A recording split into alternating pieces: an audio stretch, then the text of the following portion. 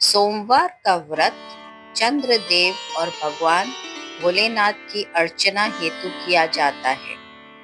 इस व्रत को श्रद्धा पूर्वक करने से मानसिक क्लेशों से छुटकारा मिलता है एवं सभी मनोकामनाएं पूर्ण होती है। यदि श्रावण के महीने में सोमवार का व्रत धारण किया जाए तो ये अधिक फलदायक सिद्ध होता है। वैसे ये व्रत चैत्र, श्रावण और कार्तिक मास में भी किया जाता है। इस व्रत में सोमवार के दिन उपवास रखकर भगवान शंकर, माँ पार्वती की पूजा अर्चना करनी चाहिए तथा दिन में एक बार भोजन करना चाहिए। सोमवार का व्रत रखने से स्त्रियों को पति पुत्र का सुख मिलता है। आइए भक्तों, अब जानते हैं पूजन विधि। भगवान शंकर की पूजा का श्रेष्ठ समय प्रातःकाल माना जाता है। अतः सोमवार के दिन प्रातःकाल ब्रह्म मुहूर्त में उठकर नित्य कर्म से निवृत्त हो स्नान कर पूजन हेतु ध्यान कर भस्म धारण कर कुशा पर बैठें। पूर्व अथवा उत्तर दिशा की ओर मुख रखें। चौकी पर नया सफेद कपड़ा बिछाएं। उस पर तांबे पर खुदा सोमवार यंत्र और भगवान शिव की प्रतिमा तथा शिवलिंग की स्थापना करें। बिल्व पत्र, पुष्प, अक्षत, जल एवं दक्षिणा इत्यादि सामग्रियां अपने निकट रखें। शिव पूजन विधान के पश्चात व्रत कथा पढ़नी चाहिए। व्रत कथा पूर्ण करने के बाद भगवान शिव को भोग लगाकर तुलसी के पौधे को अर्घ्य दें एवं दिन में एक ही बार भोजन करें। आइए भक्तों, अब सुनते हैं सोमवार व्रत कथा। एक साहूकार बहुत अमीर था। उसके पास धन की कोई कमी नहीं थी। साहूकार के पास सभी सुख और ऐश्वर्य के साधन थे, किंतु उसको एक ही दुख था कि उसके कोई औलाद नहीं थी। दिन रात वह इसी चिंता में लगा रहता और वह पुत्र पाने के लिए हर सोमवार को भगवान चंद्रदेव व शिव जी की पूजा करता व व्रत रखता था। साहूकार की भोलेनाथ के प्रति ऐसी भक्ति देखकर एक बार माँ पार्वती जी ने शिव जी से कहा, हे नाथ, ये साहूकार आपका अनन्य भक्त है और सदैव ही आपका व्रत और पूजा भक्ति भाव से किया करता है। आप कृपा करके इसकी मनोकामना को पूरी कर दें। पार्वती जी के ऐसे वचन सुनकर भोलेनाथ ने माँ गौरी से कहा, हे पार्वती, ये संसार एक कर्म क्षेत्र है। यहाँ जो भी जैसा कार्य करता है उसे वैसा ही फल मिलता है, अर्थात जैसा कार्य मनुष्य करता है वैसा ही परिणाम भोगता है। किंतु माता पार्वती आग्रह पूर्वक बोली, हे महादेव, ये आपका बहुत बड़ा भक्त है। यदि इसको कोई भी दुख है तो आपको उसे अवश्य दूर करना चाहिए। यदि आप अपने भक्तों की मनोकामनाएं पूरी नहीं करेंगे तो क्यों मनुष्य आपकी भक्ति, सेवा व पूजा करेंगे।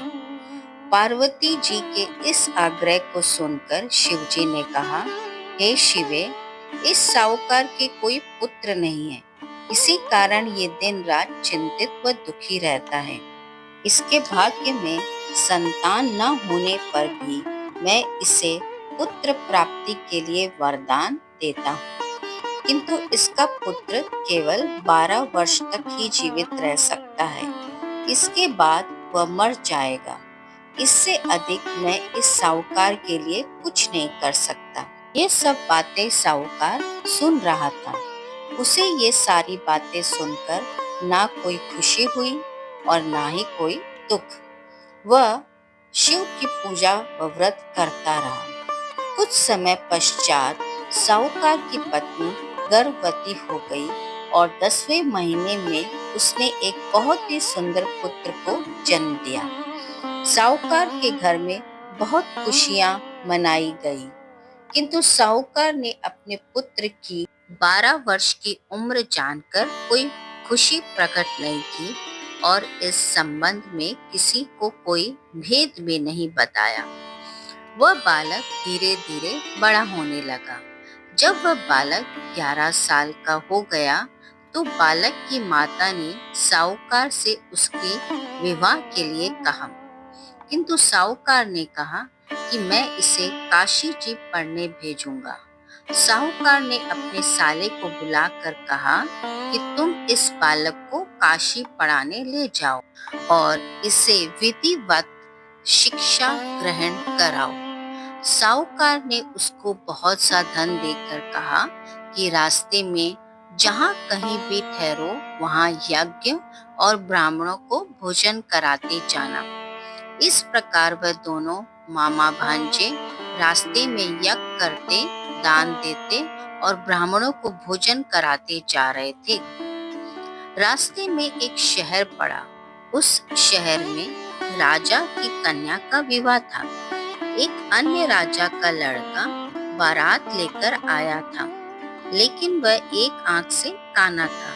लड़के के पिता को इस बात की चिंता थी कि वर को देखकर कन्या के माता पिता विवाह में किसी प्रकार की अड़चन न डाले। इसी कारण जब उन्होंने साहूकार के अति सुंदर बेटे को देखा तो उनके मन में विचार आया कि क्यों न इस लड़के से विवाह का कार्य पूर्ण किया जाए।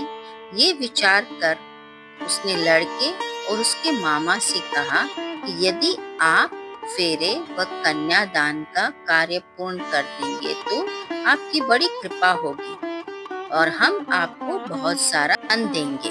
साहूकार के लड़के और उसके मामा ने इस बात को स्वीकार कर लिया था। विवाह का काम भी सभी प्रकार से पूरा हो गया। जब वह लड़का जाने लगा तो उसने चुपके से राजकुमारी की चुनरी पर लिख दिया कि तेरा विवाह मेरे साथ हुआ है, लेकिन जिसके साथ तुम्हें भेजा जाएगा वह एक आंख से काना है। मैं काशी जी जा रहा हूँ। राजकुमारी ने जब इस प्रकार लिखा पाया तो उसने काने राजकुमार के साथ जाने से इनकार कर दिया और कहा कि ये मेरा पति नहीं है। मेरा विवाह जिसके साथ हुआ था वह काशी जी गया है। राजकुमारी के पिता ने ये सब सुना तो उसने अपनी कन्या को उसके साथ विदा करने से इनकार कर दिया। बारात वापस चली गई। उधर साहूकार का लड़का और उसका मामा काशी जी पहुंचे, जहां लड़के ने पढ़ना शुरू किया तथा अपना अतिरिक्त समय मामा भांजा यज्ञ, दान आदि में व्यतीत करने लगे। इस प्रकार कई महीने बीत गए। जब लड़का 12 साल का हुआ तो उस दिन लड़के के मामा ने यज्ञ का आयोजन कर रखा था। अचानक ही लड़के की तबीयत खराब हो गई। लड़के के मामा ने कहा कि अंदर जाकर सो जाओ। लड़का अंदर जाकर सो गया। थोड़ी देर पश्चात लड़का मर गया। जब लड़के के मामा ने देखा कि वह मर गया है तो वो बहुत दुखी हुआ। उसने सोचा कि मैं पहले यज्ञ पूरा कर लूं, तब कुछ सोचूंगा। लड़के के मामा ने यज्ञ पूरा किया और फिर रोना प्रारंभ कर दिया। वह बहुत जोर जोर से रो रहा था। संयोगवश शिवजी और पार्वती जी उधर से जा रहे थे। पार्वती जी ने भगवान भोलेनाथ से कहा, हे नाथ, कोई दुखी व्यक्ति रो रहा है, उसके कष्ट को दूर कर दो। तब शिवजी और पार्वती जी वहां पहुंचे तो उन्होंने देखा कि वहां पर एक लड़का मरा हुआ पड़ा है। तब पार्वती जी ने देखते ही उस लड़के को पहचान लिया। पार्वती जी ने लड़के के मरने का कारण पूछा तो भोलेनाथ ने बताया, हे गौरी, इस लड़के की आयु इतनी ही थी, ये अपनी आयु पूरी कर चुका है। तब पार्वती जी ने विनम्रता पूर्वक कहा, महाराज, कृपा करके आप इस लड़के को जीवित कर दीजिए, नहीं तो इसके माता पिता इसके वियोग में तड़प तड़प कर अपनी जान दे देंगे। माता पार्वती जी की बात सुनकर शिव जी ने लड़के को पुनः जीवित कर दिया। शिव जी की कृपा से वह लड़का जीवित हो गया। शिव शंकर व पार्वती जी शिव धाम चले गए। शिक्षा पूरी होने पर लड़का और उसका मामा पहले की तरह यज्ञ करते, ब्राह्मणों को भोजन तथा दक्षिणा देते हुए अपने घर की ओर चले गए। रास्ते में दोनों उसी शहर में आए जहां पर उस लड़के की शादी हुई थी। वहां पहुंचकर दोनों ने यज्ञ करना शुरू कर दिया। जब वह दोनों यज्ञ कर रहे थे, तब उस लड़के के ससुर यानी वहां के राजा ने, जो उधर से घोड़े पर बैठकर अपने सेवकों के साथ जा रहे थे, उन्होंने देखा और लड़के को पहचान लिया। राजा के महल में ले जाकर दोनों की खूब सेवा की। कुछ समय बाद राजा के महल में रहने के बाद लड़के ने राजा से जाने की आज्ञा मांगी।